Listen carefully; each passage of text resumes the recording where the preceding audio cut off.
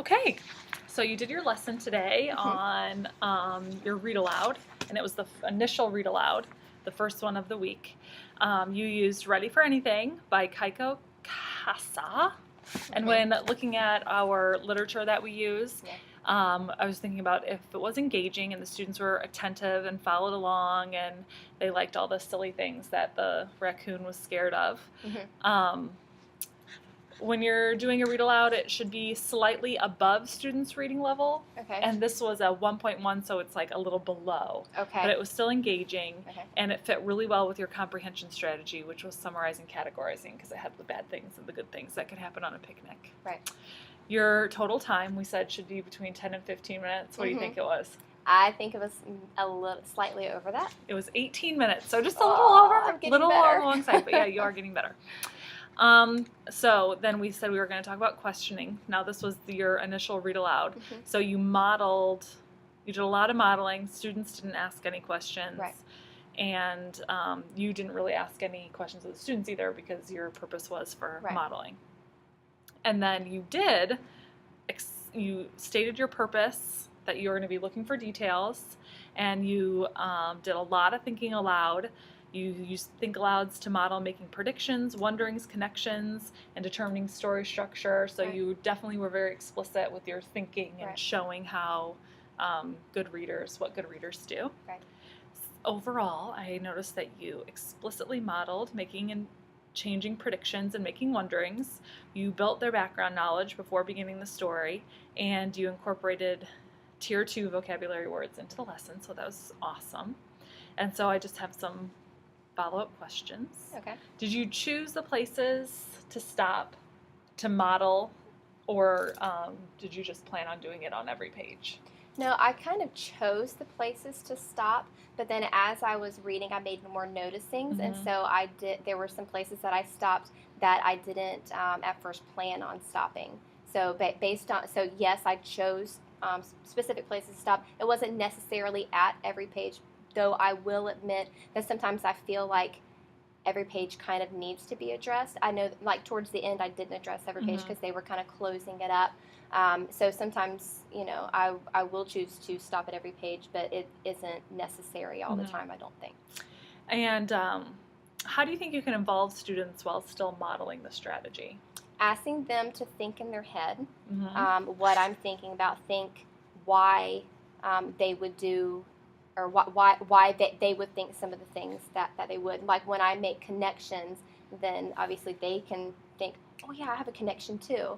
But on that first day, it's important not for them to raise their hand because they need to see how I process the information so that they can later process it. And that's one thing that I actually wrote down too, was the turn and talk, because at some points, like a lot of them were very eager. Yes.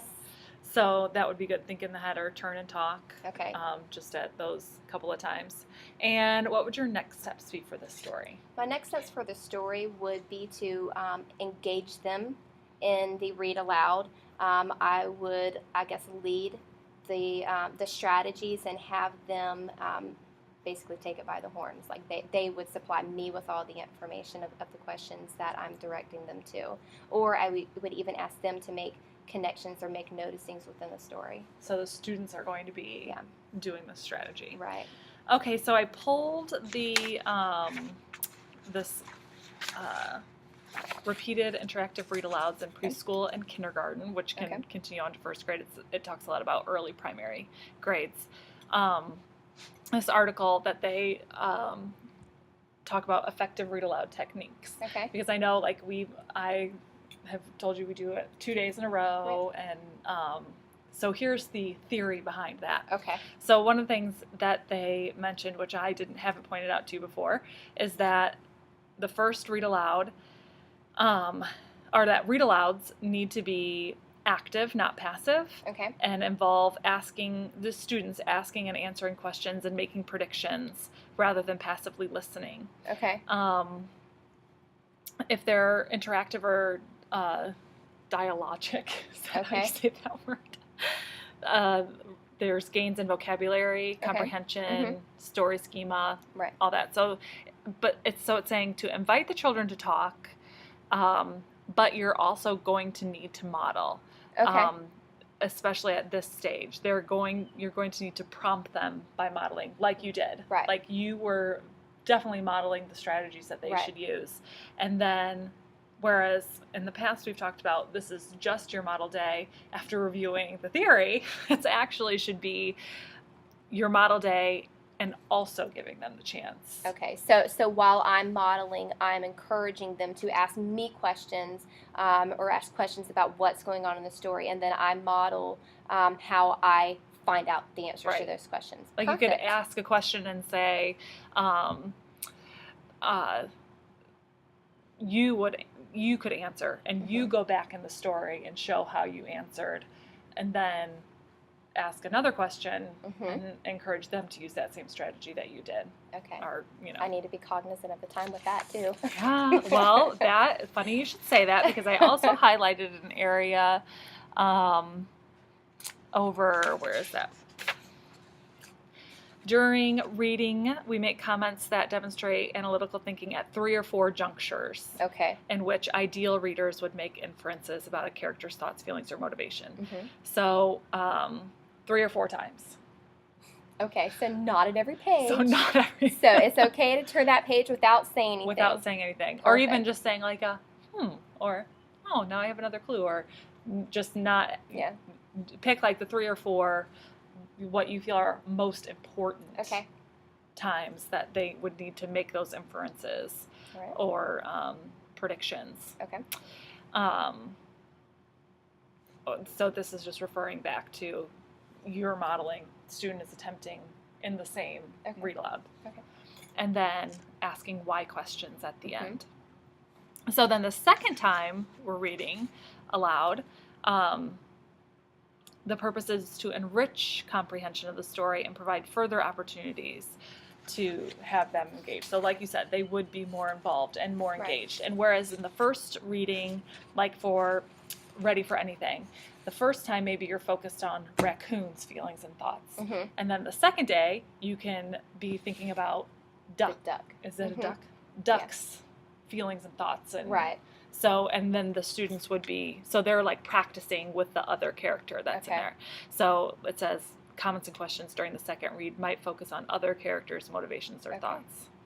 So I know it's a little different than what we practice. It's it's basically the same, but still just thinking about 3 or 4 most important parts, and then you're modeling and they're talking in the same session. Okay.